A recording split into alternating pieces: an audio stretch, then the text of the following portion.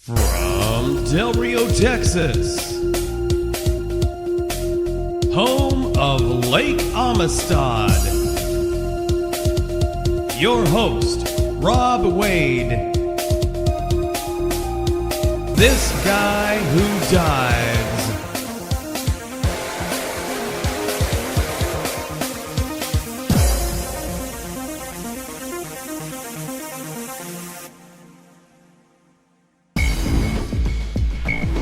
This episode of This Guy Who Dives recorded live Saturday, 12 December 2015, episode 149. Make it last.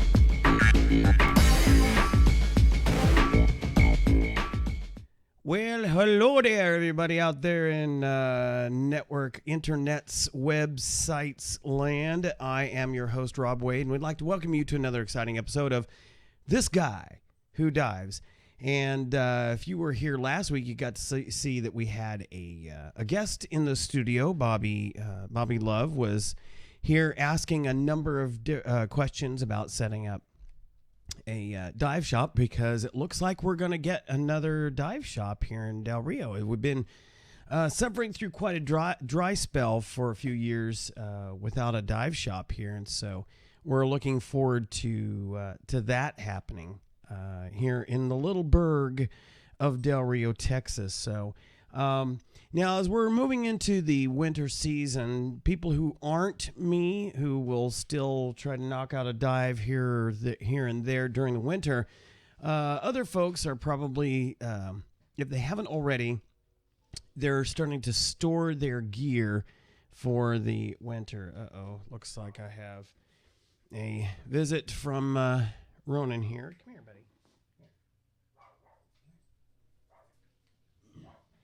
Here he is. Say hi to everybody.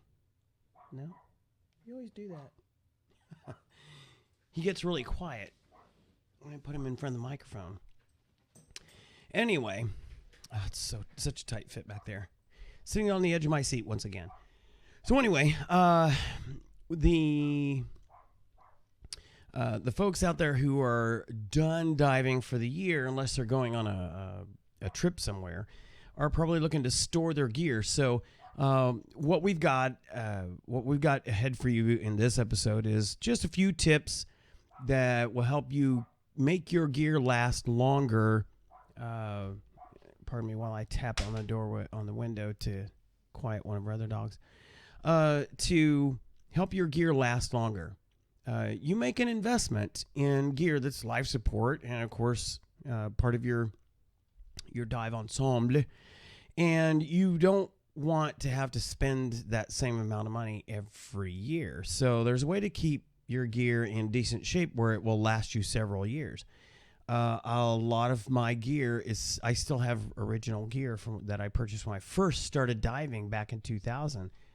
And so you too can take care of your gear and make it last, so your investment is worthwhile well into your diving experience. So we'll be touching on some of those things. Not a lot of this will apply as far as your regular diving day or diving season, but also as you prep it for longer term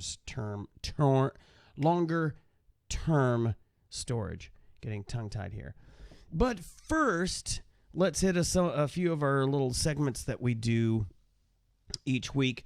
We have a little extra thing. Of course, those who follow the podcast or follow me on Twitter, Facebook, I work at an Air Force base. I'm a U.S. Air Force veteran. I was 9 years in before I decided I'd had enough of the active duty life and decided to go to the other side of that coin.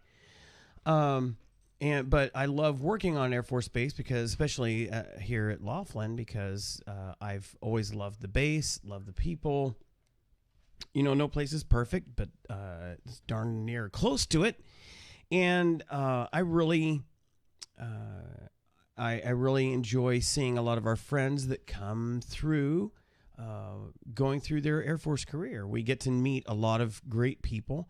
And a number of them, of course, this is a pilot training base. They get their wings, hopefully, if they successfully complete the course, and they go off to whatever their aircraft is going to be, and they become a productive part of the tip of the spear in the world's greatest Air Force. And it's interesting. There are a number of parallels that I get to use between pilot training and training scuba diving. There are a number of things physiologically, as well as just the logic of learning how to dive, the just processes that are paralleled between scuba diving and pilot training or flying an aircraft. One of which we commonly use is trust your instruments. But without getting too far into that, we have a good friend of ours who has just completed, they just had the official formal graduation.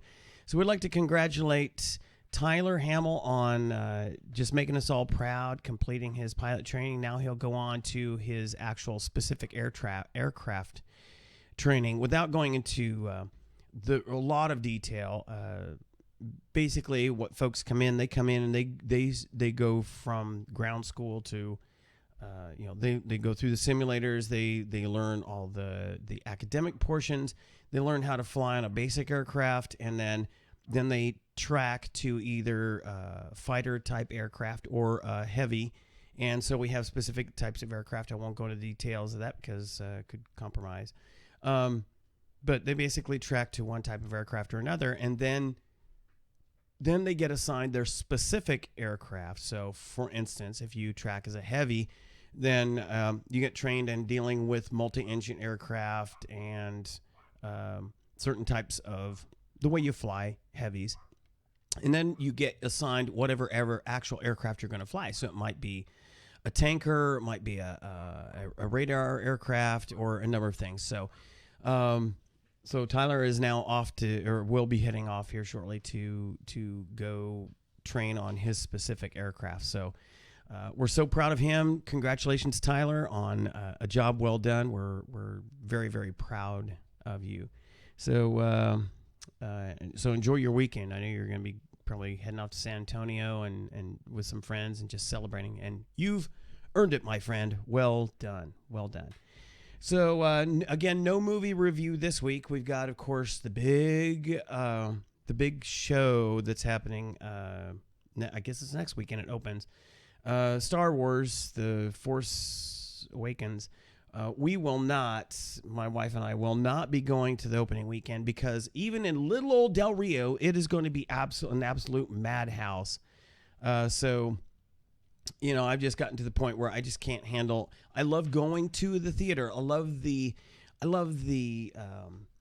fun of being in a crowd, in an environment for the actual viewing, the dynamic of the crowd, enjoying a good movie, a well-produced, well-acted movie in a great environment. I like that. The whole popcorn and soda and the milk duds, that whole thing, I love it. What I don't love is the chaos and the often anger and foul attitudes, etc., that typically is part of the whole waiting in line experience for a movie that everybody wants to see. Excuse me. So we're gonna avoid that. So we will not be going to the opening weekend. We will probably wait till the following weekend. Hopefully it won't be as nuts. It still may be, in which case we may push it another weekend, but we'll see. But we'll be missing out on that. So there's really just nothing to see. We checked out the Fandango and the Cinemark apps, and there's just nothing that we want to see right now. So Tara is in full-on Christmas preparation mode. So she's, finishing up all of her decorations and scrapbooking stuff and overdosing on the Hallmark Movie Channel movies, as well as the umpteen million Christmas movies that she has on DVD and Blu-ray. So she's enjoying that right now, especially since we don't have any theatrical releases we're looking forward to just yet. But having said that, I just wanted to throw out there, I did go ahead and watch the Netflix series of Jessica Jones, which is another Marvel series it's a Marvel series based on a Marvel comic, and a little bit lesser known title, and just wanted to share with you my thoughts on it. It also stars David Tennant. For those of you who happen to be Doctor Who fans, he is one of the more well-received, more popular iterations of Doctor Who, and he's a very opposite character, very different character in this one. He's very evil, playing it very well, and it had a satisfying ending to the season. The thing about Netflix is they produce the series and then they just make the whole season available to you. They did this with Daredevil, and I think they're about to cut loose with season 2, and they're both set in what is known as Hell's Kitchen, a part of New York, and they make a lot of references, a number of references to the Avengers movies or the events that happen. And interestingly, they did have for the final episode, they had a nice crossover character from the Daredevil series to this one, and some references to that character. So, again, Marvel doing a great job of keeping some sort of a tie between their various shows. There's always some sort of linking going on. And, Chiana's just going nuts. I don't know why she's barking, but, let me switch to screen region here. So this is the picture of the advertisement for the series. It's very dark. It's dark like, Daredevil, if you saw Daredevil. There's some language, not really much in the way of nudity, except for, some from the back kind of thing. And the guy that plays Luke Cage, who is another superhero in the Marvel universe, yeah, he's a well-built guy, and so you see him with his shirt off a few times. So, so there's definitely some somewhat could be offensive stuff in here, but it stayed pretty true to the storyline. Although there were a number of things compressed to get it through to get it all within the season. So I think that it sets them up to I think what their approach is, and I kind of agree with this. I think their approach is that within a season, it's an arc, but it's self-contained. Okay. They kind of did this with Daredevil, and they did it, I think, a more solid job of it with the Jessica Jones series. The idea is it has a beginning on a story arc and an end. So if they don't ever do any other seasons, then you don't feel like it left open, like Firefly. Like they did with Firefly. Fox totally ruined the show as far as its potential ongoing opportunity for a series, because there were 14 episodes. They didn't even show all the episodes, and they just let it die. Of course, Fox is just horrible with their shows anyway. So, but here they actually had a completion. There was an actual ending episode for the story arc. So now it lets them open to basically look at the comic book series and say, okay, what are some other protagonists that we can introduce and have a story arc for there? Same with Daredevil. So I like that approach, because I really hate getting interested into a series and then to have it just kind of end. Defiance is a kind of an example. They did a quasi ending to it, but it was not a very satisfying one. Because it was not going to go on past this last season. And so it did have kind of him going off into the main character going off into the sunset kind of thing, but it kind of left a number of things unresolved. It was very frustrating. So, but that is typical of Sci-Fi Channel. Sci-Fi Channel sucks at series. It's just that simple. I don't know who runs that operation, but they need to be fired. But, and get somebody who actually knows what they're doing in there. So So anyway, I would rate this series about a 6 or a 7. As far as being true to the character and the basic storylines of her character, I'd say it's probably a 9, 8.5 or 9. If you take into consideration a number of things were kind of combined and compressed, but people that she connected with were there. That was interesting. Heard a beeping for some reason. But it's very dark and not as superhero-y as like it was more of its approach or feel to like Marvel's Agent of S.H.I.E.L.D. or even Agent Carter, which is coming back in January as an interim while they work on more episodes for Marvel's Agent of S.H.I.E.L.D. So yeah, if you're a diehard Marvel Comics fan and you followed the Jessica Jones comic, I think you'll be pleased with the way they handled the series. So about a 6.5, I would rate that. So let's see what else. Oh yeah, one of the I'd mentioned they have Luke Cage in there, Power Man, and the character that David Tennant played was the Purple Man. Although he wasn't actually purple, but he wore most of the time he was wearing purple, like his suit was purple or he had shirts or whatever. So he tended to wear purple things. So you definitely got who he was supposed to be. So, and like I said, some nice tie-ins to the Daredevil City series. So. Let's see. Tech news. We mentioned last week that there was another Windows 10 mobile release that went out to the insiders, but that it wasn't available yet to the Lumia, the people who bought brand new Lumia devices that already had Windows 10 on them. They were made for Windows 10. That being the Lumia 950, the 950 XL, and the 550. Well, this past week, they did release it, and interestingly enough, they released it out over the air through the carriers. In other words, really anybody, regardless of the carrier you had, could get the update. It didn't require you to be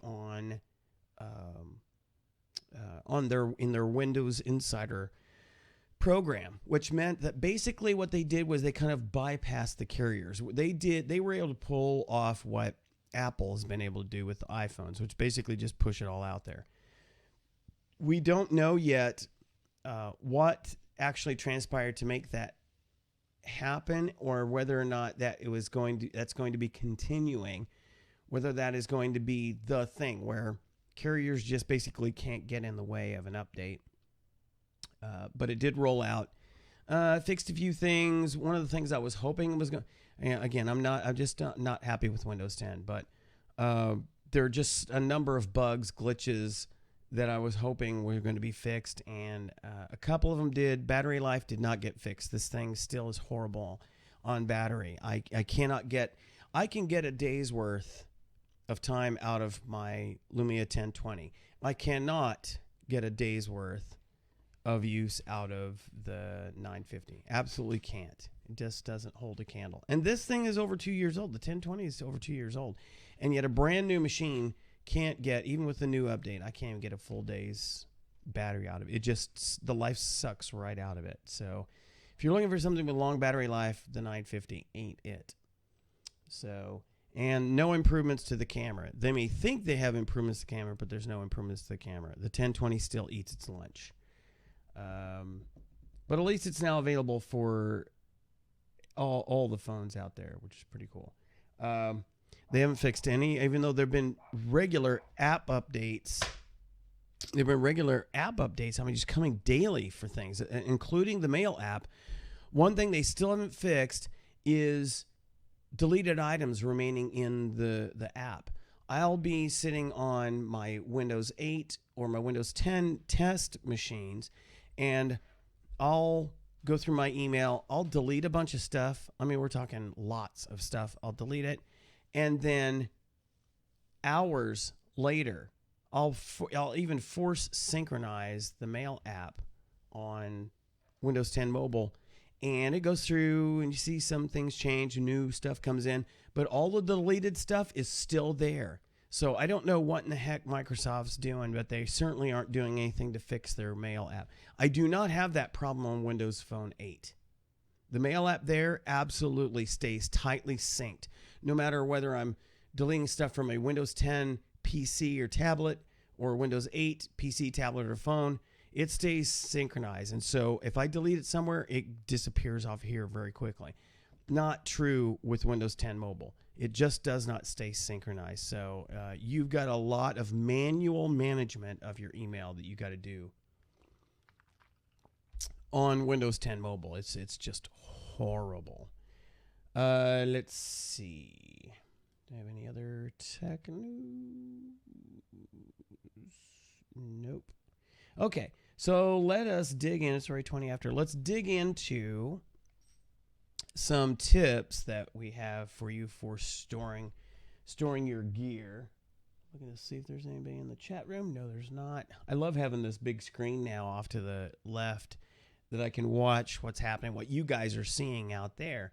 Because I can also have the chat room up there where I can see it, but also I see if something funky is going on with Ustream. Because every once in a while they have some issues, and you know, it's hard to tell what's going on from your perspective, because it all looks like it's working really well here, but for some reason you may not be getting it. So so far looks good.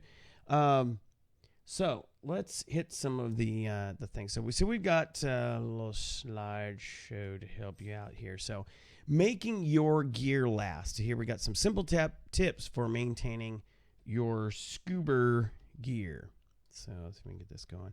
All right. So first off, we've got masks. Now this is not going to be an absolutely all inclusive, but I'll try to hit things as we go. I'm hitting the major components that you typically are going to be taken care of. So masks, you can spend quite a bit on a decent mask. Now I'm not talking about going to Walmart and picking up the little pool area, little kiddie pool mask or snorkeling mask. I'm talking about the ones that you spend, anywhere from $40 to $140 for really decent, high quality scuba diving mask or free diving mask. And so you want to maintain that investment. Now I have quite a few masks that are different kind of types, sizes, that kind of thing. Some of it is just things I've tried out over the years and kept just in case. And as also makes it very convenient to allow people to try on different masks to get an idea what they might like. Because if you remember an episode that we had earlier this year talking about different types of masks, you have single lens, dual lens, 3 lens, and 4 lens type masks. And you have teardrop shaped, and you have more restrictive, you have black skirts or translucent skirts, number of different variations. But whatever you purchase, whatever you chose to gravitate toward for your regular diving, you want to take care of it because it's a significant investment, especially if you have multiple masks. So the things you want to do is you want to make sure you rinse them thoroughly in warm, fresh water. Now, the reason the masks, you can rinse them out in just regular cool water. That's fine. But I find that I get better results in warmer water, so I'll usually take them. I'll rinse them out quickly after a dive, and then when I'm getting ready to store them, when I bring them home, I'll actually rinse them out in warm water. I'll make sure I clean off the lenses more thoroughly, because you can get water deposits. If you're careful, you can use something like a Lime Away or even something called The Works, used to be Snowball. You can get stubborn deposits off of the lens, but be careful because you don't want to ruin the lens or eat up the seal on the skirt around the lens. So rinse it thoroughly in warm water. Make sure you can use a soft bristle toothbrush to kind of get into the nooks and crannies, because depending on the design of your mask, there are little areas where sand can get in there, or if you were diving in salt water, where the salt water can get in there, and as it dries, the salt crystals are left behind, and they're like shards of glass. They're like razor blades. They can really eat away at the material, and so you want to get all of that out of there. Also, as you clean it, check for cracks or other stress or age related flaws in the construction. In other words, look around the mask, look around the skirt, the strap, lenses. In fact, I will switch screens and show you here. So, all right, so you got your typical mask here. You want to clean this is a single lens mask. There's one lens to go there, and it's reverse teardrop shape. See, it's like teardrops. So what you want to do is make sure you take that soft bristle brush, and you can get on the insides here, and make sure you get all that clear. You can also in the recesses here. Get those cleared out. All these little recess areas. Get those cleared out, rinsed out thoroughly, cleaned. Check the skirt. Check all this for it. Make sure it's still very pliable, flexible, not getting stiff, because that means it's not going to seal properly. And depending on the mask you have, mine actually has like a double skirt to it. I don't know if you can see that here. There's the main outer ridge, and then there's like an inner ridge that seals even tighter against the face. And so you want to check both of those ridges, make sure that those are in good shape, not coming apart. Check the condition of the strap. Make sure it's still very stretchy and not cracking on you. You can stretch it and hold it into light, and you can see if it's starting to crack on you. You want to make sure that that's in good shape. Make sure it's completely dry when you store it. And then you want to make sure that you avoid storing in such a way that it distorts the skirt, because the longer it's kept that way, the more likely it is to stay that way, and so it's not going to seal as properly against your face. So, whatever case you have, make sure that you have that it stores comfortably in that case. Okay. And then when you close it, make sure it's not pinching anything, and you're good to go for another season. Let me switch. I wish this actually remembered where I was, but it doesn't. Here we go. So store in a way that prevents the skirt from being distorted, because you want to take care of your investment. All right, so next up, we want to look at fins. Now, I didn't bring mine in, but again, you want to rinse those thoroughly in fresh water, especially if you've been diving in salt. Allow those to drip dry. Now, if you need to take something to kind of brush off any other debris, soft bristle brush again, they kind of take a pounding. Unless you are like perfect in your buoyancy control, you're typically going to scrape up against things. You're going to kick things, hopefully not coral, but sand. They might have things dropped on them while you're on the boat. They're gonna take some wear and tear. But you can reduce the negative results of things by simply keeping them cleaned off as much as possible. Don't let things that collect on them stay there. So clean them off thoroughly in fresh water. Allow them to drip dry. If you still have those funky foot inserts that came with them that fit inside the foot pocket, if you kept those, which most people don't, but if you did, reinsert those if they're going to be stored for a while, because it keeps the shape of the foot pocket properly. What's funny is I run into a number of times where I'm teaching a class, and the students went out and literally have just bought their first set of fins. And so they don't know from Adam, and so they were like, why are these so uncomfortable? Well, they're trying to wear them with those foot inserts still in them. And of course, that's more rigid plastic, and it's cutting into their foot, especially if they're not wearing boots. It cuts into their foot, and it's very painful. It can actually cause some injury. It can that plastic is it's just thin enough at the edge that could literally, if you're kicking, could cut into the top of your foot. So make sure you take those out before you actually use them. But if you're done with the season, and you're getting ready to store them, and you still... There's that beeping again. And you're done with the season. You're going to store them away for a while. Then, and you do still have those foot inserts. Then go ahead and insert them so it keeps the shape. Now, as far as the actual storage, a couple ways you can go. You never want to store them on the tips, where they're like standing up on like a ballerina, the way a ballerina stands up. You don't want to do that. You want to store them either flat or hanging from the straps. Now, you don't want to have anything inside, and you don't add weight to the... Don't add any weight by slipping something in to the foot pocket if you're going to hang them.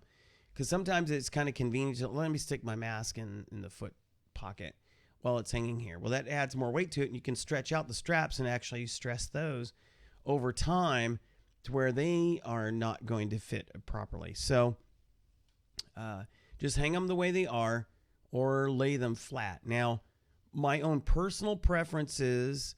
and this especially is helpful if you have your foot inserts, is to lay them upside down, lay them flat, but to where the top side is laying down. The reason for that is your typical paddle fins have a curve to them, okay? And so they're going to curve typically downward as you're wearing them. But so if you store them with the foot down, flat in the normal way they sit, over time, gravity works and hot and cold works, and the fins will flatten out over time, which you may not want depending on the type of fin you have. And they could actually start to bend upward. My wife has an older set of fins that actually started out as my fins that over time, now the way they sat, they actually bend upward a little bit, which is kind of weird. So just consider that. So hanging is probably the best way if you can. If not, then try to store them flat but upside down, especially if you've got the inserts. You might not want to do that if you don't have the inserts, because obviously the part that's going to be touching the floor or shelf or wherever you have them stored is the fin pocket. And so gravity works as well, and it could create a crease or a indentation on the top of the foot pocket that you may not want. So just things to consider as far as storing your fins are concerned. Trying to again avoid keeping stuff out in the sun as much as direct sunlight as much as possible. It's if you use the gear at all, it's going to be experiencing exposure to sun, and so there's going to be fading of colors, etc. You should see, and I should have brought it in instead of one of these Sequest, but you should see my original Genesis Phantom BC. It was black with blue accents, and a lot of the black and blue has faded because of how much diving I did with that gear before I switched to my there goes that beeping again. Before I switched to the Modest set that I use primarily now. So try to keep it out of the sun as much as possible so that you don't lose the color. I mean, especially you spend a lot of money on the fins and some of the other gear that's colorful.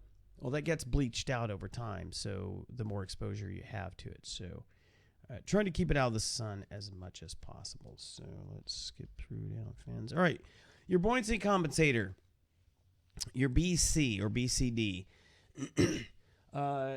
Now, and I have one of mine here that I'll be showing you.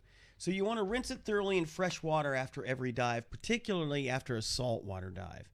And then what you want to do is take your hose and then flush the bladder interior, the part that inflates, by running water through the power inflator hose or using the releases, one of the releases, because those are actually removable, and I'll show that to you in a second. Swish water around its side. What you want to do is orally inflate it partially so the water can go, when it goes in there, allows for some room for the water to move. And you want to shake it up pretty good, turn it upside down. You want to get water moving around in every recess of the interior, all the nooks and crannies. This is a little bit easier to do with a bladder or a backflate type BC than the jacket type, because the jacket types have a lot more interior area for air to collect and water to collect. And the reason why you want to do this with fresh water, because believe it or not, if you're using your power inflator and your manual release a lot, you'll likely allow water from outside of that's outside of you to actually get in through that low pressure inflator into the interior. And so, especially if you've been on a saltwater dive, that lets salt water in there. And guess what I said earlier? As the water dissipates, evaporates, leaks out through the material, you're left with the salt crystals that will just shred the interior of the bladder. If you happen to have an appropriate antimicrobial solution, you can get a lot of these online or at your local dive shop. There's little solutions that are antibacterial, antimicrobial that you can put in the water, put into your BC interior, bladder interior, to help kill off any microbes that might be growing in there. I mean, you're diving in either fresh water, which is really not fresh, it's just not salt water. There's stuff that lives there, bacteria, etc. And same for salt water. So that could get inside your BC, and it becomes a nice little test tube. It becomes a nice little Petri dish for microbes to grow. And so, and you're putting your mouth on the power inflator, the manual for oral inflation, you're putting your mouth on there to put air in there. So you could be exposing yourself to an infection of some sort. So that's why you might want to consider getting some of this antimicrobial solution for BCs. And then remove or flush the purge valves and check the condition of the diaphragm. And again, I'll be showing that to you here in a second. And then that should be add some air. Add some air to the BC. That's interesting. Add some air to the BC before storing, because what you want to do is make sure that it's not fully compressed, fully empty, because then what happens, the bladder interior actually sticks together and it gets dried out, even though it seems like it shouldn't allow anything to get inside. That actually can dry out. And so the first time you try to inflate it in the next season, especially if it's been a long time, could just literally tear the interior. So here we have my BC, and what I was talking about is you can take your hose and you can actually, well, you know how you manually orally inflate.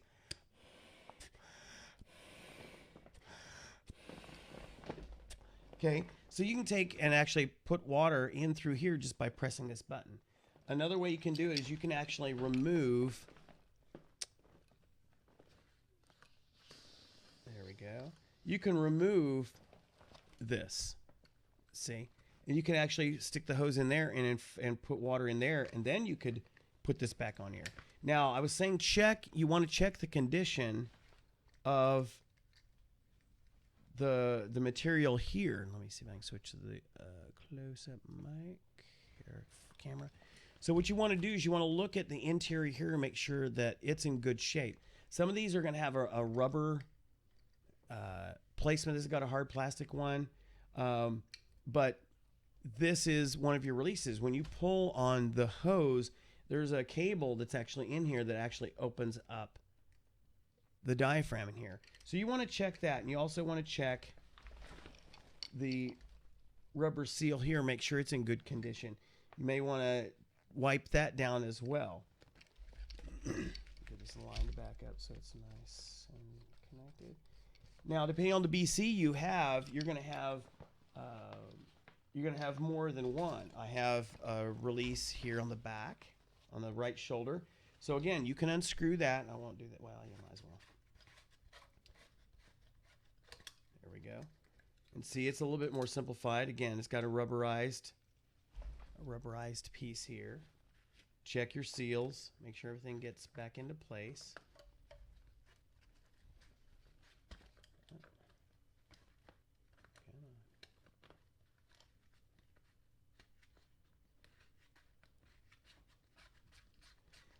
and you may have one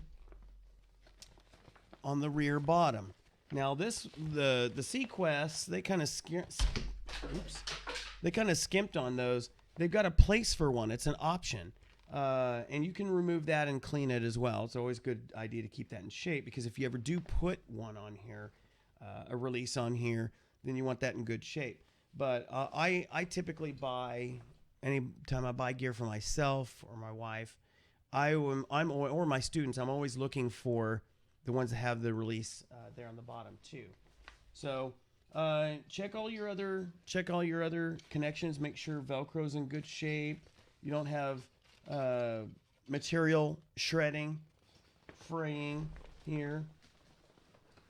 Check your zippers. There is a zipper conditioner that you can get typically at your local dive shop or online, and it's just a tube. I should have brought it. It's just a tube that has a brush on the cap, and you just pull up the cap to allow the solution to start coming through, and it feeds through the center and then works with the bristles. And you literally just brush. You literally just switch cameras again. Hello. And you literally just brush along the zippers. You also use that on your wetsuits and gloves, if your gloves have zippers, that kind of thing. And you actually could use it on regular non-diving clothing. Really does a nice job of lubricating the zippers to keep them in good shape. So anyway, once you have flushed it all out, once you have put put the water plus any antimicrobial that you might have put in there, and power inflate it or oil inflate it. Now, once it's in there, what you want to do is shake it around in all directions, because literally since this is a jacket type, water can be, just like air can be, water can be all the way through here. So you want to make sure you're upside down with it, every direction that you can go with it to wash that out. And then to empty it out, you can simply open up one of the valves, one of the releases, and it just let the water all flow out. Now, once you're done, you want to make sure that when you're ready to store it, that you do leave some air. I mean, you don't have to fill it up as much as I just did. I'm going to let some of this out. There we go. Just leave enough air in there that it keeps the bladder interior from meshing together. It gives some flexibility there. It gives some room. And then you store it. Now, as far as hanging it, and that's what I made so much noise with, I strongly suggest that you spend the extra money to get a decent BC hanger. Now, this is specifically designed for BC. I love these because they're solid plastic. They're in great shape. You can get them in different colors usually. I like this because it easily holds on to the BC, because these can be heavy, especially if they're wet. And so these little horns here really hold it well. And you can also loop the hoses from your regulator here if you want to hang your reg with it too. So you've got all of your primary gear hanging together. Or you could hang your fin straps here, or your mask, or you could hook your mask around here. These can hold all of that. You're probably more likely to break the hanging rod that's holding all this up before you would break these. Okay, so I love these. Now, move this off the side here. Let me move on to, I believe it's going to be regulators. Yep. Okay, so again, same thing with regulators. You want to rinse them thoroughly after each dive, especially if you've been diving in salt water. You want to make sure you prevent water from ruining the first stage by securing the dust cover. And again, I'll demonstrate this here in a second. You want to flush the second stage, which is the part you put in your mouth, but never press the purge button unless the system is under pressure. Because what happens is if you don't have pressure countering water that you might have this submerged in, the regulator submerged in as you're cleaning the gear, that water can actually, as soon as you press the purge button, could let water in through that hose and then get all the way to the first stage and can ruin the interior components. And at the very least, you'll be getting it serviced. In worst case scenario, it could destroy the first stage and you'll be replacing the whole system.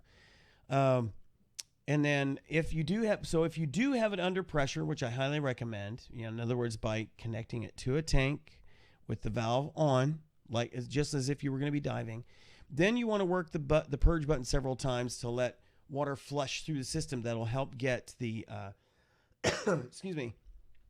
That will help get the salt, especially salt water or any other debris that might have gotten in there. This is especially important for your alternate. I know too many divers that don't have their secondary air source, their octopus, that they don't have that secured properly, and so it's dragging, and so it can pick up stuff by just simply dragging along the bottom, and so you want to make sure that's cleaned out. So it's even more challenging to make sure that that's cleaned out of your alternate as it is your primary, because that's typically in your mouth. And then, of course, send your regulators to an authorized service center annually. So let's take a look at the gear here. So, all right, so you've got your first stage, which is where all the real work is being done. You got your first stage right here, and then you got your hoses going down to your primary and secondary your alternate second stages. All right, so what you want to do when you're getting ready to clean these off, you want to make sure that your dust cap here is properly secured over, it's gonna be hard to show you, this opening. Now, I happen to have a lot of your more expensive regulators are environmentally sealed.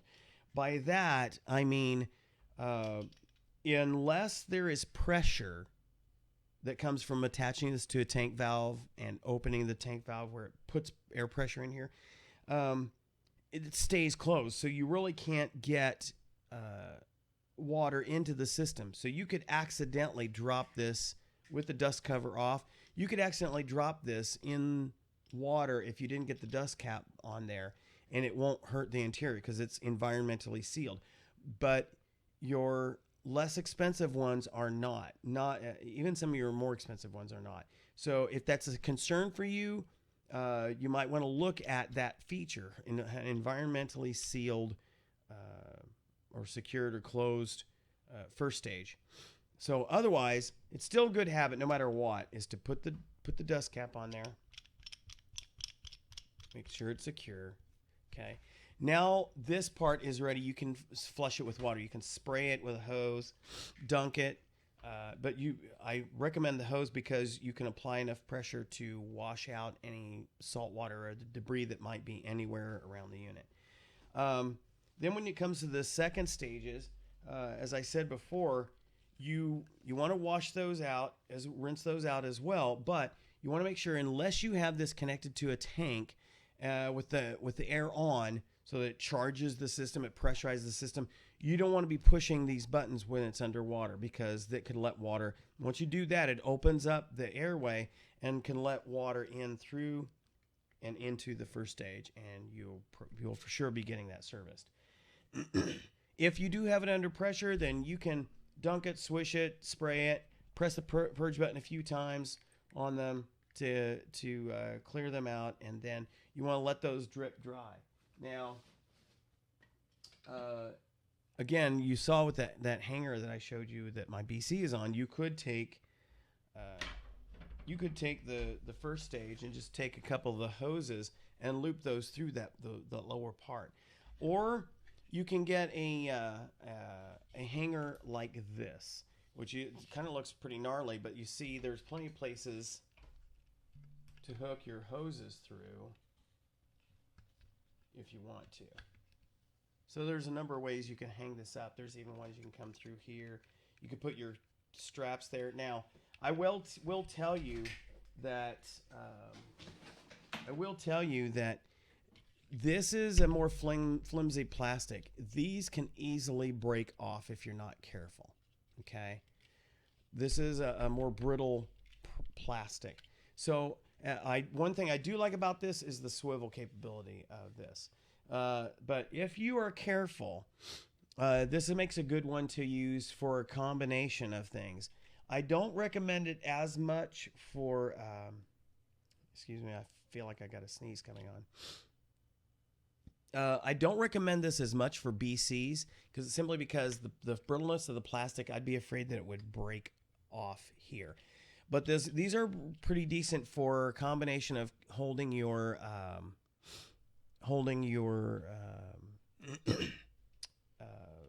wetsuits, because they're broad. You want something that's a broad shouldered, so it doesn't want to push through the neoprene or deform the neoprene. You could put your BC straps here, depending on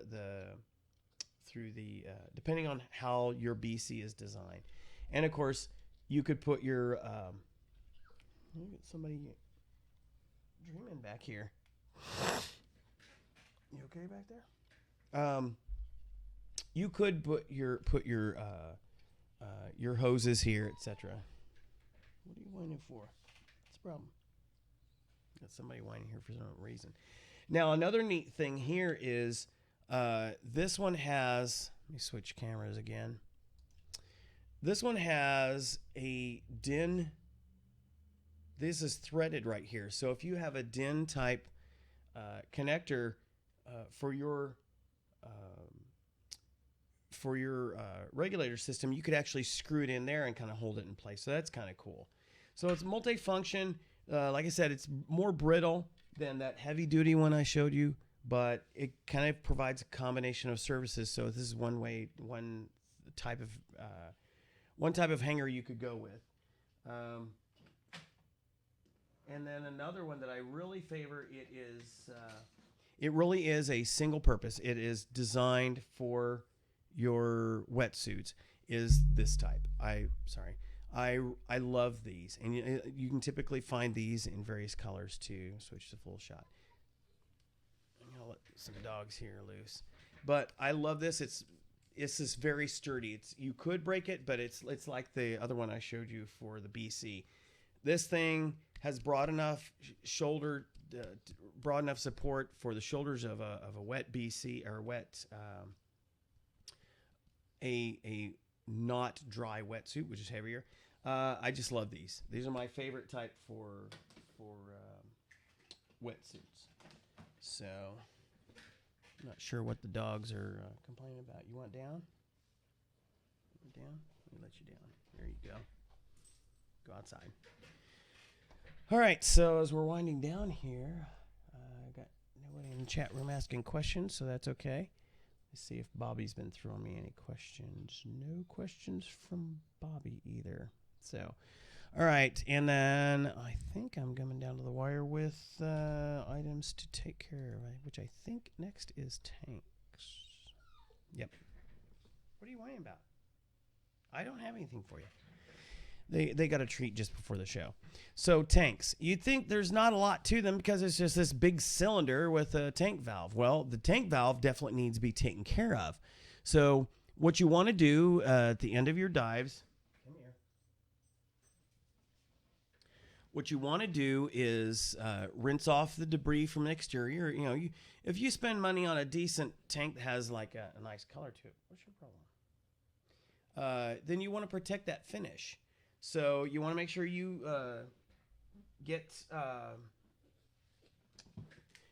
get any debris that's off of there, and then also make sure you rinse off the actual tank valve. Now, tank valves have a dust cap typically if they're being taken care of properly.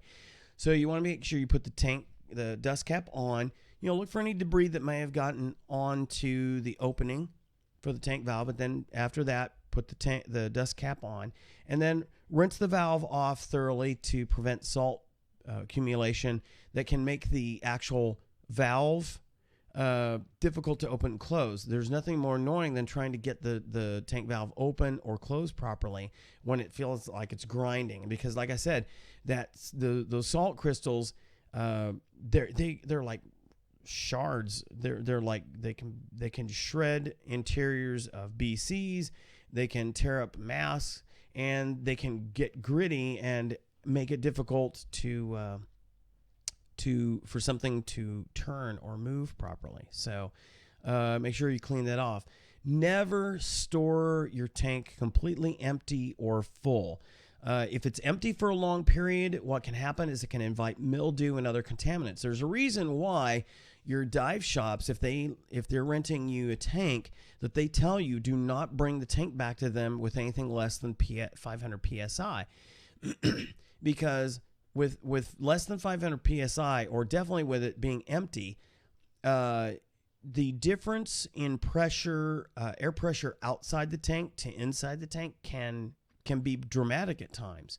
And so if you have a change in weather where the barometric pressure increases outside, but you have a tank that's at a different pressure, there's a lower pressure at the time that it was emptied. Well, now you have positive pressure pressing onto the tank. And if it's not completely closed, it can actually introduce moist air into the tank and ultimately be a petri dish for mildew, other contaminants. If you got a steel tank especially, it could start rust, which are not things, at the least of which they're not fun to breathe.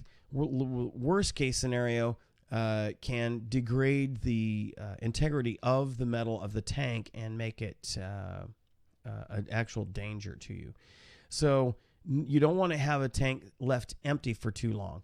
And then also, if you leave it full for long periods, what can happen is especially as barometric pressures change and temperature changes, you can end up with stress fractures that are creating the metal. And so you end up with a tank that doesn't last you nearly as long, and again can become a danger to you if it develops a stress fracture, typically in the weakest points, which would be at the bell of the tank, or if it's a curved bottom, it could be at the bottom of the tank. So as a rule, keep about 500 psi or so in the tank at all times. Okay. When you're going to store it, either store it straight up or flat. Don't leave it at an angle. Personally, I'm a fan of leaving it straight up. And then also tanks were required to have an authorized, somebody who's been trained, certified to do visual inspections of the tank every year. I would be surprised if you could find anybody who fills tanks, who will fill a tank that is outside of its annual visual inspection. Usually most reputable places will also do visual inspections. Now, it just so happens I am certified to do visual inspections, and my former dive buddy, Robert, former co-host, he's also authorized or certified to do visuals. So, and it's not a lengthy process, but it's a necessary one to make sure your tank's in good shape. And then every 5 years, you are required to get a hydrostatic testing done. That's more involved,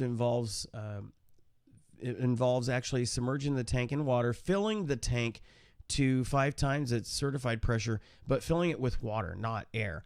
And they measure how much flexion in the material, in the metal, whether it's steel or aluminum, how much flexion there is and how much it snaps back. If it either fails by showing a actual stress fracture or ripping, or if it doesn't come back to a certain percentage of its original dimensions after having been overinflated or overfilled, then if it fails either of those, then they fail the tank, and you have a tank that nobody will be able to, you won't be allowed to fill it again. Certainly wouldn't be able to get visually inspected. They won't put a stamp on it. They actually put they take a metal brand, and they stamp the metal, the exterior of the tank, with the whoever did it and the date. And so if it passes, you get stamped. You're good for another 5 years. So those are the things that you need to do. And I think, wetsuits. I think it was my last bit. Yep, wetsuits. Again, thoroughly clean in an appropriate solution for neoprene. Now, there are tons of different solutions you can buy out there. I have found that what works great for me, for us, has been to simply get like Johnson's baby shampoo, the very, very basic stuff, because it's very, very low suds. And you don't put a bunch in there, but you just put enough in there. And then where you would normally put chlorine bleach, put a cap full of plain old Listerine. Not the flavored kind, just the basic Listerine. What that does for you is that the baby shampoo cleans the material, cleans off stains, etc., cleans through the material, and then the Listerine kills bacteria that might be into the honeycombing of the suit. So a very inexpensive solution.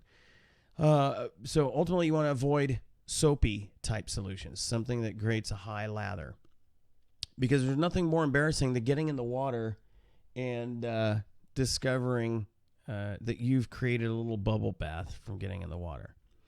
Allow the suit to completely dry. You typically want to wash it with the outside out and then start drying it from the inside out. So once it gets done washing, take it out, turn it inside out, and start the drying process there. Let that dry thoroughly, then turn it right side out and let it finish drying there before you actually store it. Because if you store it before it's completely dry, then you have created, again, a Petri dish that will invite mildew, bacteria, etc. That will definitely grow inside the various honeycombing of, good grief, just getting messages left and right. What is going on here? So you'll again, that and that material, that kind of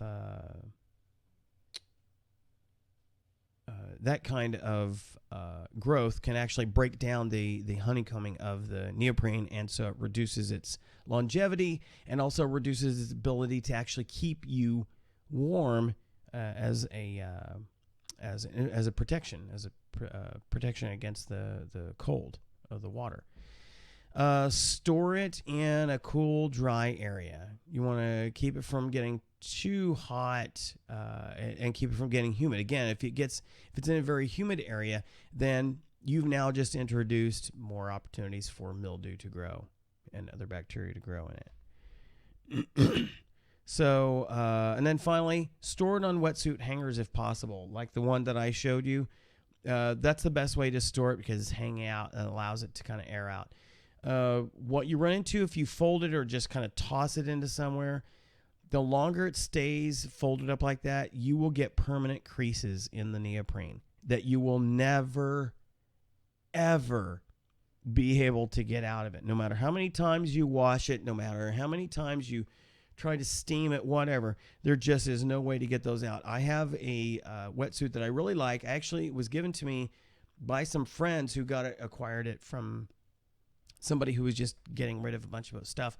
I really like the suit, but unfortunately it was not stored properly, so it's got all sorts of little wrinkles and folds in the material that no matter how many times I've gone diving with it, that I've washed it, you can't get those creases out. So it just takes away from the attractiveness of an investment, a good, nice suit. So those are just some of the helpful hints that we have for you as far as the care and feeding of your gear, especially as you prepare to store your gear. You take care of it, it will take care of you. You take care of it, it will last you a lot longer. Like I said, I've still got my original regulator, my original console computer, my original BC from when I first started diving, when I first got certified in 2000, and all of it still works. The BC is sun bleached because I dove so much with it, and you're floating there on the surface. or you're on the shore, it's going to get bleached out some. But the longer you have it, the more likely it is. But like I said, I've had it since 2000, so it's quite old, but it still works. And so you can take care of your gear and make it last a lot longer. And at the very least, you would still have spare gear to use, or if you buy newer stuff later, or you can always give it away to friends and family who, again, you've taken care of it. You can give it away to them if they can't afford to get get themselves their first set of gear. It's like, hey, you know what? I got a BC I haven't worn in a while, but it's still in great shape. Took care of it. Here you go. Let me bless you with it. So again, just some hopeful hints. There are tons of other ideas that you can find out there on the interwebs if you want to look that stuff up to help you out as far as maintaining your gear. But those are just some basics that we're trying to help you out with, and hopefully you find those beneficial. And Bobby, if you happen to be watching or you watch it later, again, some ideas for how you guys could set up your dive shop. If you're renting gear, these are the same kind of things you'll want to do to take care of your rental gear so that it has a lot of longevity for renting out to customers on a regular basis. So, all righty, let us quickly hit some administrivia. Next Del Rio Dive Club meeting, 21st of January at 7 p.m. at Rudy's Restaurant. I just love that place. Love eating there. I love the environment. I'm not a big fan of country music, but I just like that's just a very comfortable place to relax and eat. We do our men's breakfast from our church. We meet out there 8 o'clock in the morning, and it's just a nice, pleasant area to be. Again, my dive classes, my basic dive classes are all set for next year that you can sign up for. So just look for classes in May 26th through the 29th, June 23rd through the 26th, July 28th through the 31st, August 25th through the 28th, or September 22nd through the 25th. Now, we'll also have available advanced and other classes if I get the demand, but this is where people are they're just getting certified for the first time. So this is where the lion's share of my classes go, because I do have a day job, folks, and so this I do as a spare thing. I do it not because I'm trying to make a lot of money at it. I would like to break even at some point. It would be nice. But I do it because I love diving, and I love to share it with other people. We're still volunteering at Pet Swish. They're still kind of hanging on. They have a lot of expenses, vet bills, etc., that they could really use your help with. They really need people to volunteer to help take care of the animals on a day in, day out basis. We volunteer every Monday night. But they also could use donations. If they had plenty of donations, they could actually pay for people to take care of things. But please look them up on the interwebs. Look them up on Facebook. Donate money if you can. Donate supplies if you can. Donate your time if you can. If you'd like to keep in touch with what dive stuff is going on around here in the Del Rio Lake Amistad area, just check us out at our website, delriodiveclub.com. Follow us on Facebook. I typically will post there if I'm going to be doing any dives. Just look for Facebook /Del Rio Dive Club. Or you can send us a message for the show specifically. Just send it to TGWD Skype, and Microsoft just kind of integrated their whole messaging and Skype thing with. So TGWD is where you want to send it. Or if you'd like to send me email directly, just look at the lower third here. Just send it to robert.wade@cetifox.net. Or if you're really glutton for punishment, you can follow me on Twitter. Just look for Robert CFP. And if you follow me, I will likely follow you unless you're really, really off the charts. But generally, I follow people back if they follow me. Get a lot of the spam follows that I ignore. But if you're a real person and you follow me, I'll follow you. So, because I always like to see what other divers are interested in out there. So, all right, that covers all of our topics for this week. I hope you found some things of interest to you if you're watching live or if you're watching on YouTube later, which we will be uploading it shortly after we close up the show here. So we look forward to another exciting episode next week of This Guy Who Dives. We'll see ya.